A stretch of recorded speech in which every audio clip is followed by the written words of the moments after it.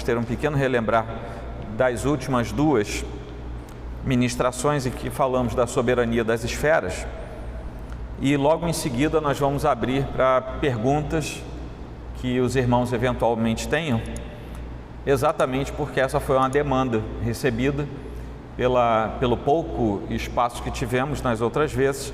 Então nós fizemos dessa forma para abrir essa possibilidade. Nós vamos orar.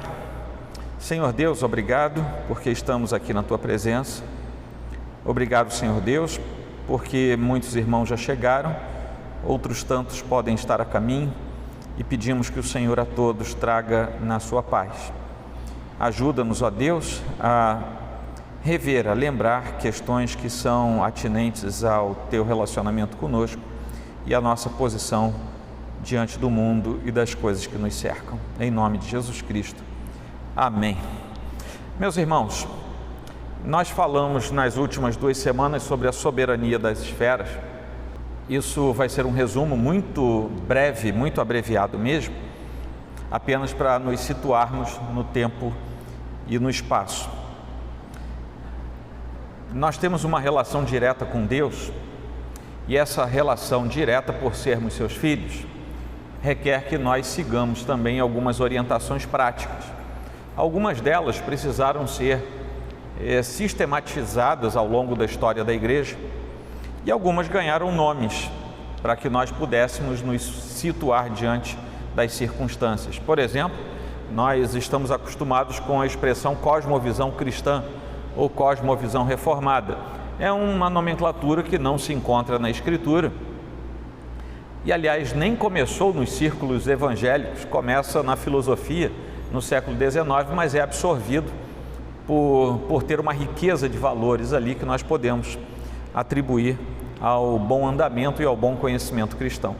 Com a soberania das esferas também acontece isso. Nós vemos indícios disso na Escritura. E quando nós chegamos ao universo da Reforma na Europa, no século XVI, vamos lembrar que o século XV completa a Idade Média, século XVI inaugura a Idade Moderna. Portanto, a Reforma Protestante começa exatamente junto com a Idade Moderna. Essas datações não são precisas dessa maneira, né? As eras adentram umas nas outras nessa transição, mas isso é apenas para nos situar. Nós, como reformados, começamos a ver a sociedade com olhos modificados em relação àquilo que nós tínhamos até a Idade Média, porque a partir da Reforma Protestante nós ganhamos a perspectiva de olhar a criação de Deus a partir de um outro olhar. E nessa caminhada nós temos os primeiros reformadores, e aí eu cito Lutero, Zwinglio, enfim, todos eles, até que nós, Busser, até que nós vamos chegar a João Calvino, que é aquele que sistematiza de forma organizada mesmo a doutrina conforme nós abraçamos. E é por isso que nós somos reformados, também muitas vezes somos chamados de calvinistas, por conta de João Calvino. Em João Calvino existe uma experiência em Genebra em que ele trabalha com a questão das esferas sem ainda se preocupar de fato com essa nomenclatura. Mas Calvino trabalha com algumas questões como assistência social, educação pública. Lutero inaugura a ideia da educação pública ostensiva e Calvino torna isso real e plausível no universo de uma sociedade ainda do século XVI. O trabalho de retirada das pessoas de situação de crise e a própria igreja. Então, Calvino trabalha com várias intervenções diferentes e a partir dele nós temos a noção clara de que cada uma dessas intervenções tem uma peculiaridade, uma particularidade, uma individualidade, mas não estão de forma autônoma em relação às demais. Porque quando Calvino cuidava dos pobres em Genebra, ele fazia isso a partir do amor cristão, ele fazia isso a partir da ação dos diáconos e do próprio consistório da cidade.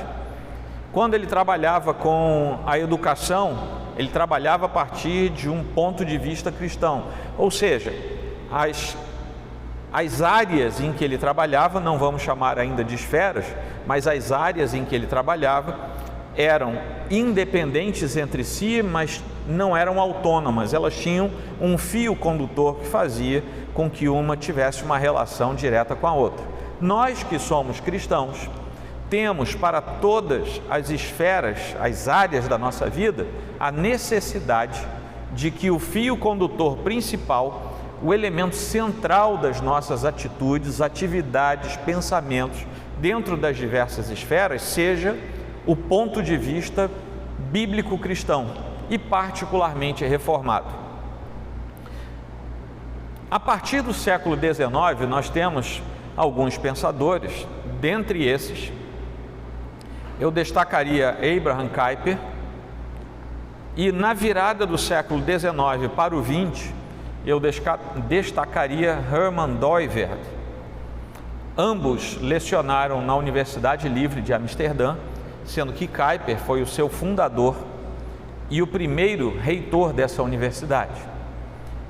Dooyeweerd foi um jurista dentro da área da filosofia, ou seja, ele trabalhava a jurisprudência a partir de um olhar jurídico.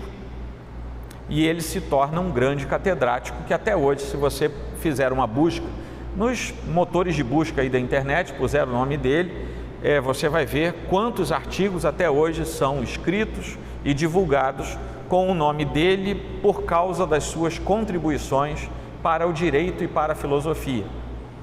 Então, esses dois, começando em Kuyper, que é anterior, portanto, a Dooyeweerd, eles sistematizam aquilo que nós hoje, não foram os inventores, mas eles sistematizaram, e Kuyper começa a sua divulgação, e depois Dooyeweerd se torna um grande divulgador da ideia de que aqueles elementos que desde o início da reforma estavam sendo tratados, fossem chamados de esferas.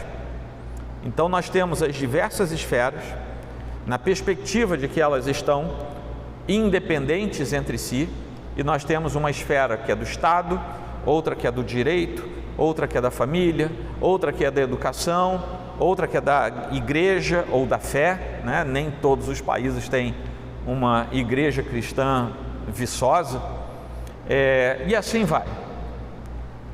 Qual é o segredo dessa história? É que cada uma dessas esferas precisa ter uma conexão. O Estado se conecta à família, que se conecta à igreja. O Estado se conecta à família, à igreja, ao direito. Mas o Estado não pode sobrepor a igreja, a família, o direito. A família não pode sobrepor a educação, não pode sobrepor o Estado, porque cada uma dessas esferas é independente entre si. No entanto, elas não são autônomas, e por não serem autônomas, elas devem colaborar entre si. Para nós que somos cristãos reformados, o elemento que deve perpassar todas essas conexões é o elemento da fé cristã e da fé cristã reformada.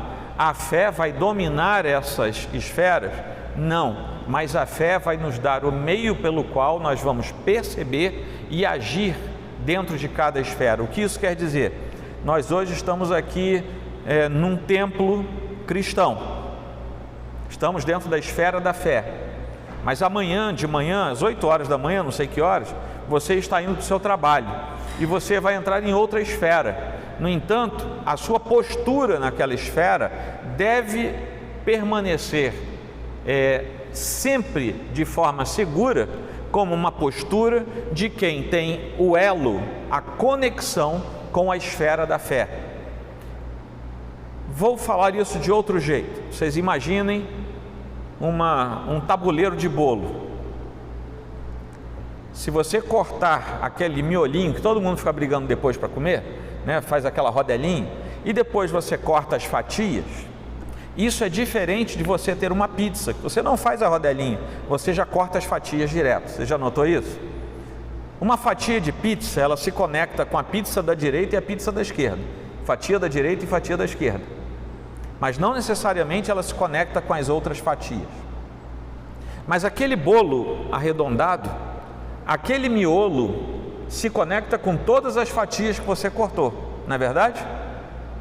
É mais ou menos isso. Você sai da esfera clara da fé, da religião, e você vai até a esfera da educação, mas você precisa ter uma conexão da sua esfera de educação com a sua esfera de fé. Nós somos pessoas crédulas e crédulas no Deus Todo-Poderoso. A gente não é igual a uma pizza cortada, a gente é igual a um bolo cortado com aquele miolinho. Deu para entender isso? Assim nós mantemos viva a nossa conexão em todas as esferas do que para nós é primordial. Por quê? Qual é o fim principal do homem? Primeira pergunta do nosso catecismo. Qual é o fim principal do homem? Alguém sabe?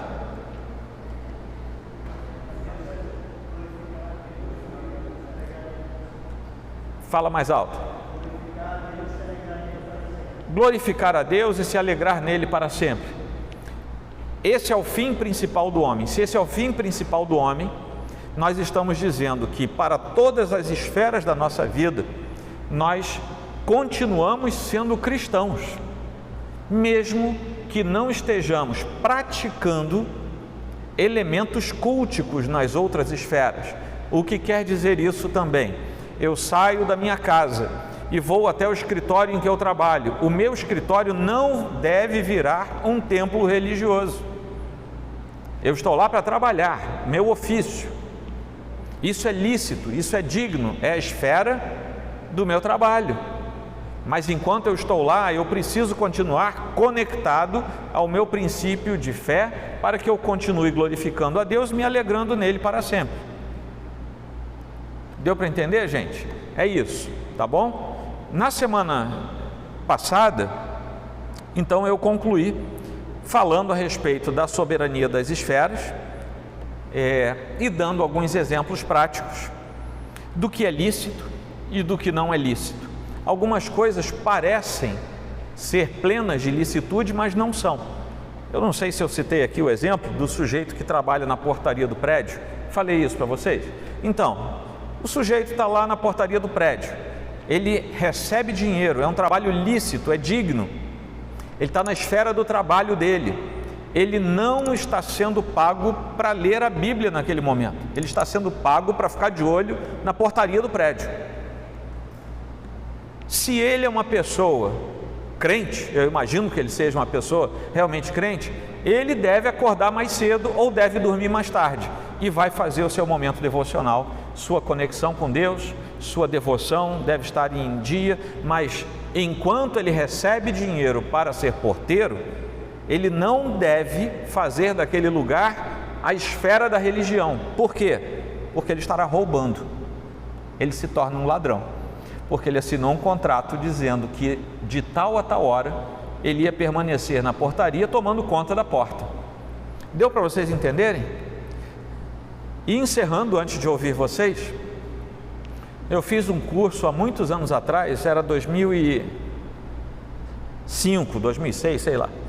Eu fui fazer esse curso lá em Singapura, era o Instituto Hagai.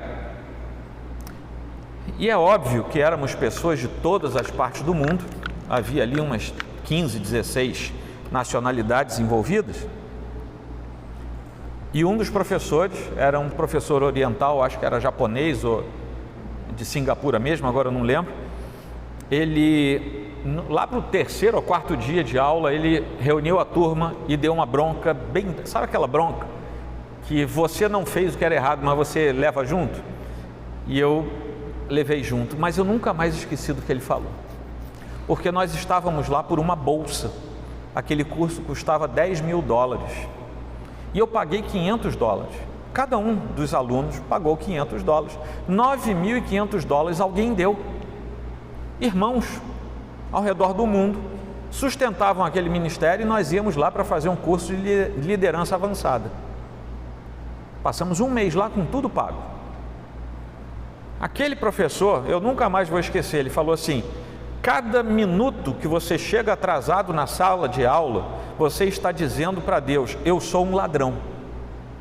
Porque ele dizia assim: se nada justifica o seu atraso, se não houve uma intercorrência, se não houve um problema, um acidente, mas a gente estava dentro do mesmo hotel, então era difícil ter alguma coisa assim. Você é um ladrão porque alguém tirou dinheiro do bolso, ofertou ao reino de Deus por sua causa, e você está roubando a oferta daquele irmão, porque eu estou recebendo para dar aula para vocês, mas você lesou aquele irmão que com boa vontade ofertou. O que aquele irmão estava dizendo é: cuidado com o uso indevido das esferas e cuidado com a licitude aparente, porque ela pode nos levar a coisas ilícitas. E o meio mais fácil para nós fazermos isso é confundindo as esferas da nossa vida.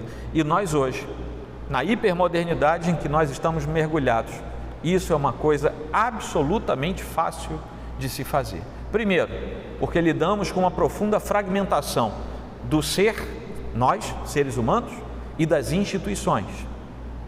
E se não há mais limites, se está tudo fragmentado, vale tudo, para qualquer esfera. Ou será que não existem mais as esferas? E por isso, muitas vezes, nós nos confundimos.